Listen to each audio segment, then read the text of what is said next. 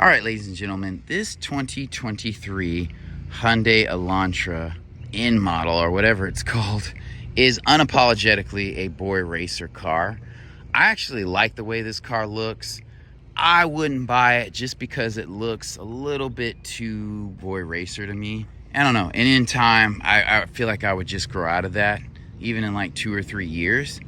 But it's definitely a good looking vehicle, and I like the design. I like the red trim. If you're gonna go boy racer, this is the way to do it. This vehicle looks edgy. It looks like it has good size, and it sits low. This thing looks like it can rock and roll and handle very, very good. Man, I like the wheels on this. I love the red colored calipers. These are 19-inch wheels on a compact car. I love these black mirror caps, and then you still have accents in the mirror. So that's very well done. I love the crease going through the body of this vehicle. I love these side skirts on this vehicle. The doors don't look small. I mean, this looks like a very capable sedan-sized vehicle. It looks like a sports sedan, a super sporty sedan. I even like the wing on the back. That looks dope. These exhausts are absolute fire. And that red trim that goes around with the brake light back there is super dope. You know, if you're a lady or you're kind of older, you probably won't be a fan of this. But man, this vehicle definitely looks good. It is on par with the Honda Civic Sport. And it probably looks better, but in a boy racer kind of way. So I can't give it the W for that reason. It's very, very niche. This is an Elantra N, so it has a 2-liter engine. I assume this sucker's turbocharged, but I'll put the specs in the video. Hopping into the back seat, actually, we'll just go to the bread and butter, to the front seat. I mean, these doors don't look small and compacty, and they feel solid, and they open wide. I like the design of the doors. I like this. I don't know if this is Alcantara, but this looks very good, very premium. This is kind of a hard touch, but it's kind of rubbery. This is soft touch. You know, these doors don't look like they're doing too much, but you have all the things you need here. I love the speaker grill here. I prefer that to be metallic or a metallic paint. I do like this kick plate in here. Hopping in this vehicle, ooh, you do feel nestled in this seat. This does feel like a race car seat. The door does close solidly here.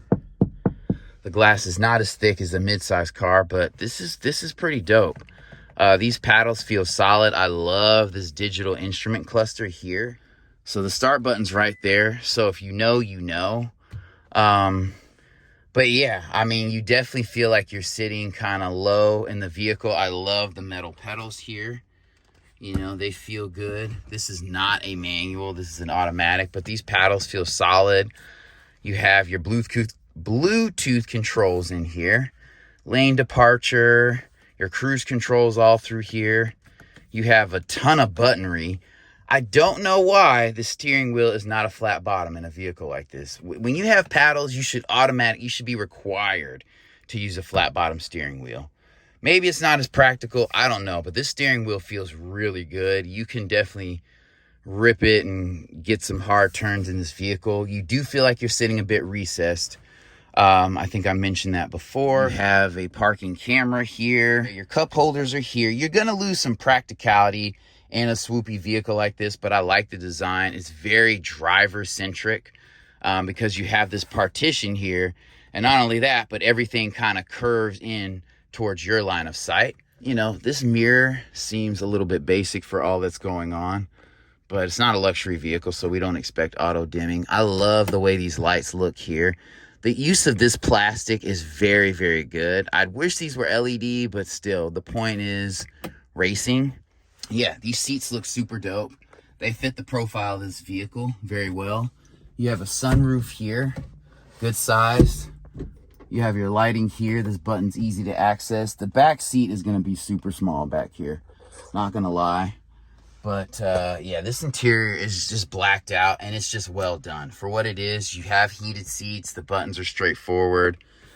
If you buy this car, you know what it is.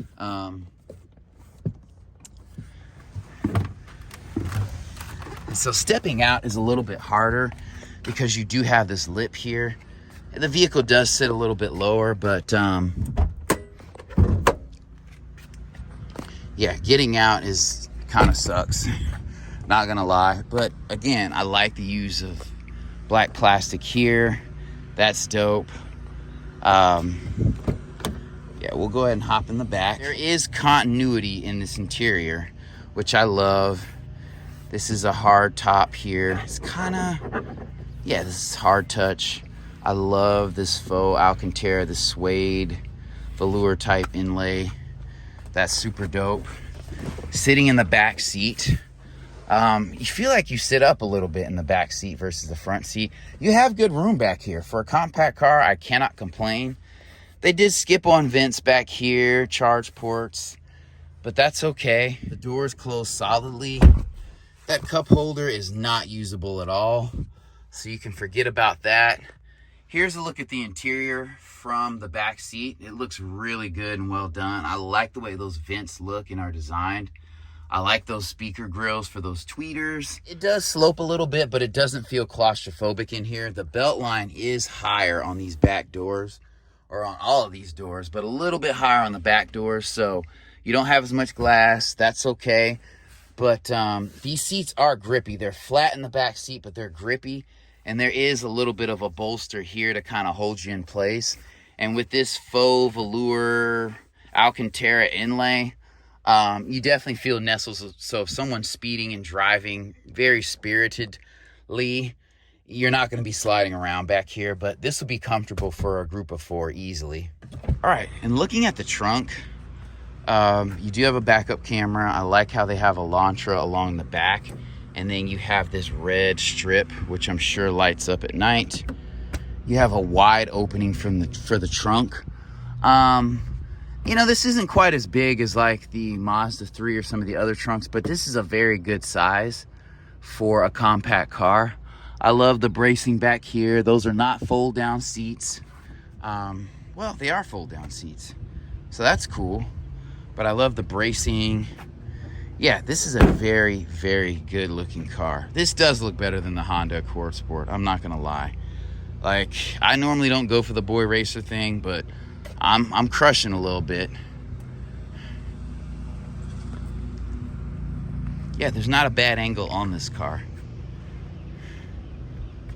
And some people may say it looks like a catfish, but yeah, this vehicle looks super good. I wish this hood was strutted, but ooh, you have fancy European coolant. That's dope. Shell Helix oils, 0W30. So yeah, that's a high compression engine. Yeah, everything is reachable down here. Again, this is a 2-liter turbo engine. I don't know how long it'll hold up, but for like 3, 4, 5 years, you can probably have a lot of fun in this vehicle.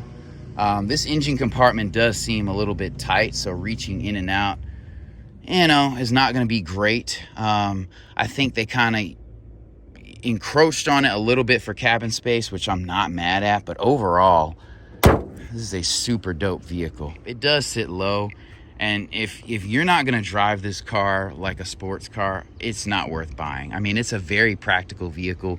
Good room, good shape, good design. 100% boy racer.